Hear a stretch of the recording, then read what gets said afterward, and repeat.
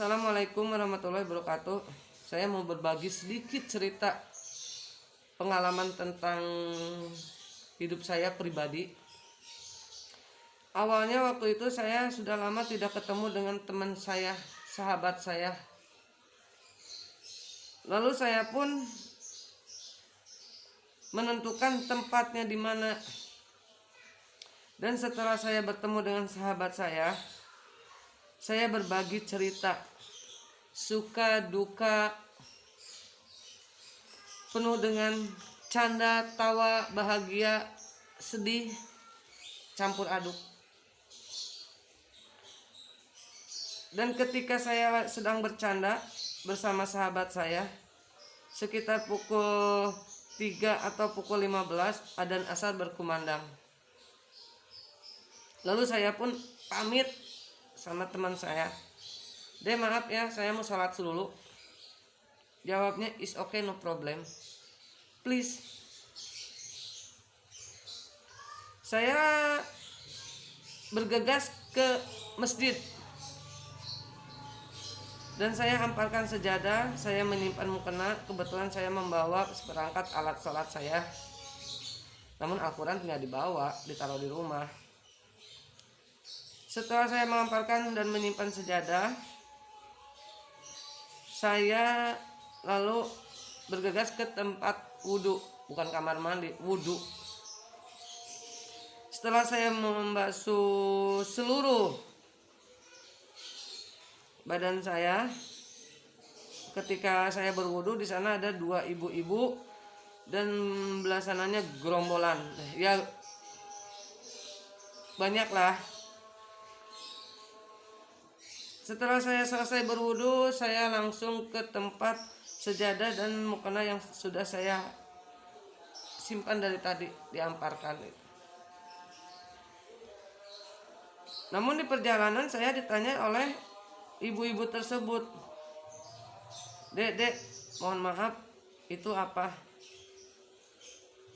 Oh, saya harus sopan, saya harus santun, saya harus menghargai beliau karena beliau seorang ibu.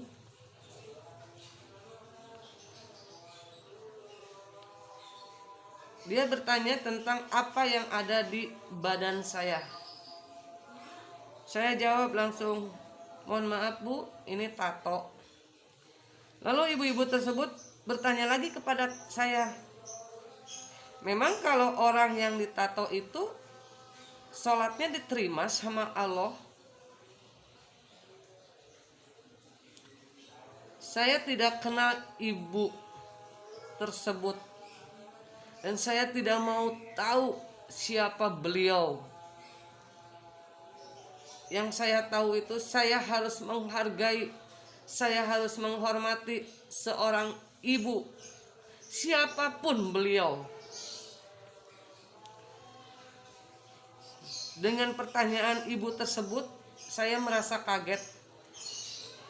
Bagi saya itu pertanyaan konyol, pertanyaan bodoh. Oh, saya balik bertanya kepada ibu, memang ada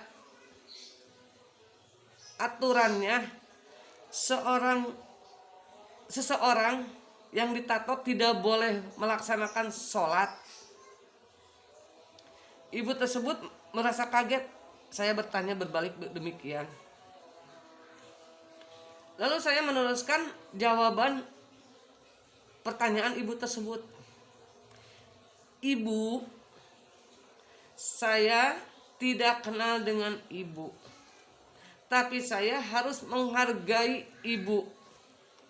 Saya jawab pertanyaan ibu. Ibu tadi bertanya, apakah seseorang yang ditato sholatnya diterima sama Allah? Saya akan jawab, Bu, kalau ibu pengen mengetahui, silahkan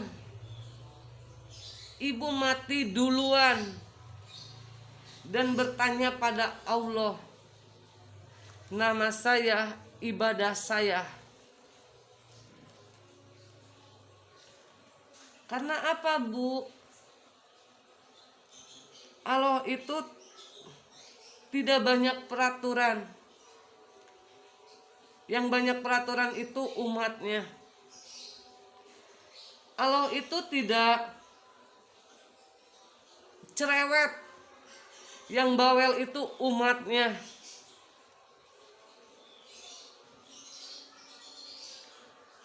Lalu ibu-ibu tersebut merasa kaget juga dengan jawaban saya. Loh, kok ibu harus mati duluan? Iya dong, Bu. Kalau masalah sholat, hanya diri sendiri dan yang di atas yang tahu.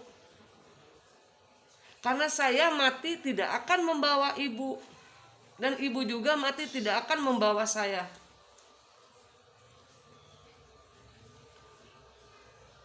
Lalu ibu yang di sampingnya, dia hanya terdiam, terpaku dengan jawaban saya. Ibu mohon maaf sekali, ibu. Jiwa saya, badan saya kotor. Tapi saya ingin menjalankan perintah agama. Saya ingin mengamalkan amanah Allah.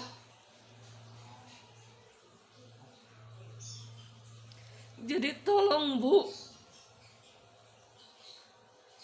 tolong sekali, jangan memandang seseorang yang ditato itu hina. Jangan memandang seseorang itu dari luarnya saja. Namun pandanglah dari ketulusan, dari kebaikan.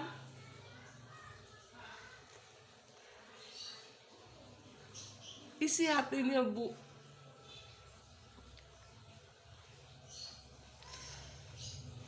Kenapa saya menangis?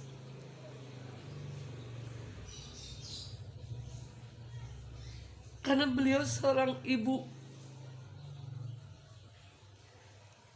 Bagaimana bila terjadi kepada anaknya yang benar-benar ditato penuh full sebadan seperti saya?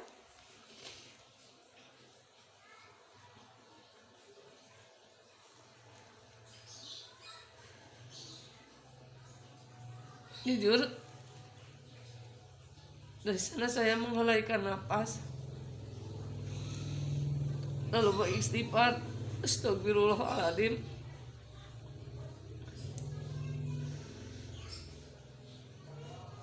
Jadi tolonglah, Bu, yang ditato itu jangan dipandang sebelah mata, tapi pandanglah, Bu, kebaikannya, ketulusannya, kedermawanannya.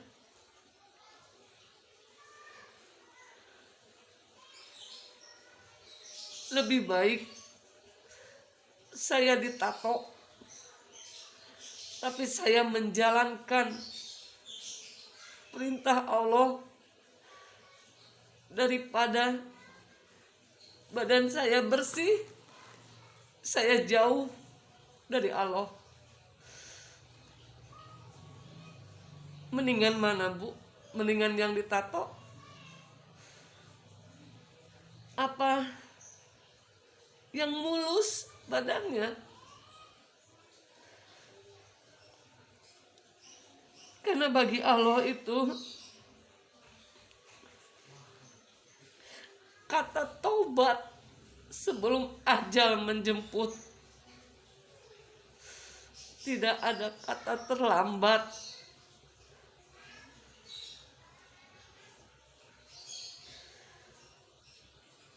Lalu ibu tersebut, dia diam terpaku.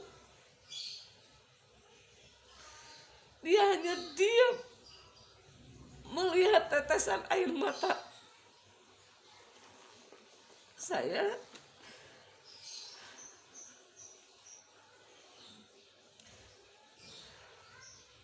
Ibu yang di sampingnya lalu bilang pada saya, "Dek, maafin ibu ya.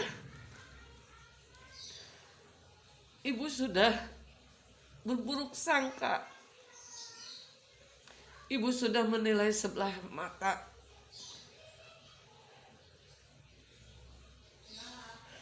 Lalu saya menjawab, "Tidak apa-apa, Bu." Teguran dari ibu bikin hati saya semakin kuat untuk beribadah.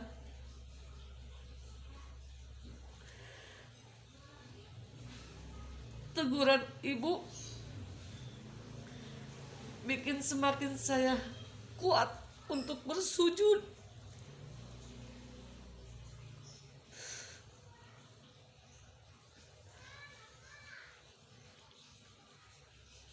Cuman tolong, sekali lagi saya mohon, tolong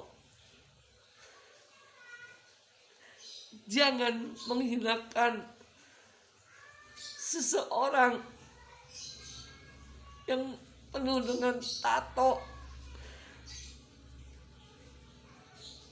ketika dia mau menjalankan perintah agama. Jangan pandang sebelah mata. Tapi kita wajib mendukung, mendoakan beliau agar semakin husnul khotimah hidupnya, agar penuh rahmat, dapat hidayah dari Allah. Jujur, ibu tersebut menangis.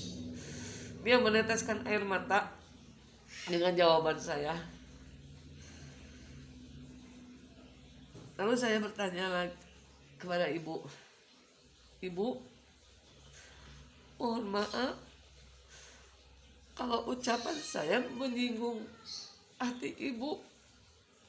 Bukan maksud saya sedikit pun juga tidak ada niat untuk menyinggung ibu.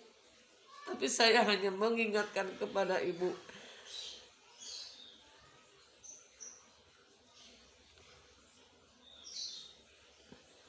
tetap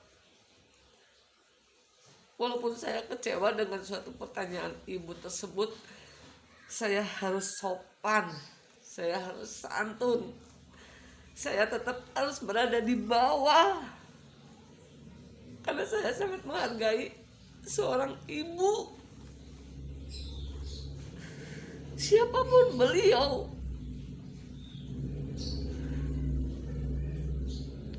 Dan saya jelaskan lagi kepada ibu tersebut, "Bu, saya datang ke sini untuk beribadah bersama sahabat saya. Namun sahabat saya tidak bisa beribadah karena beliau agamanya berbeda dengan saya. Tapi teman saya bisa menghargai saya. Good job, my friend." Kalau ibu-ibu tersebut duduk termenung, dan saya pun juga tidak bisa lama-lama terus menjelaskan, karena waktunya sholat juga sudah terus berputar detik demi detik. Saya sekali lagi pamit juga kepada ibu tersebut. "Ibu, sekali lagi," saya sambil cium tangannya, Walaupun saya tidak tahu siapa beliau, saya tidak kenal beliau, dari mana beliau saya tidak mau tahu. Cuman saya waktu itu yang ada di otak saya harus santun kepada seorang ibu. Saya pamit kepada beliau, "Ibu mohon maaf, saya mau melaksanakan sholat asar dulu. Dan saya mohon maaf juga Ibu kalau perkataan saya kurang sopan, kurang pantas untuk lebih menjelaskannya lebih dalam lagi." Cuman itu yang ada di otak saya, Bu. Lalu Ibu pun juga memegang kepala saya. "Dek, maafin Ibu ya," dia bilang demikian. Lalu pun saya pun peluk ibu tersebut. "Sudah Ibu, sudah, tidak usah diperpanjang lagi, karena itu bukan suatu permasalahan yang harus diperpanjang, tidak pantas. Cuman mohon maaf sekali lagi Ibu kalau jawaban saya pribadi saya kurang berkenan di Ibu." Lalu ibu tersebut pergi entah kemana, dan saya pun juga masuk ke dalam masjid untuk melaksanakan sholat asar.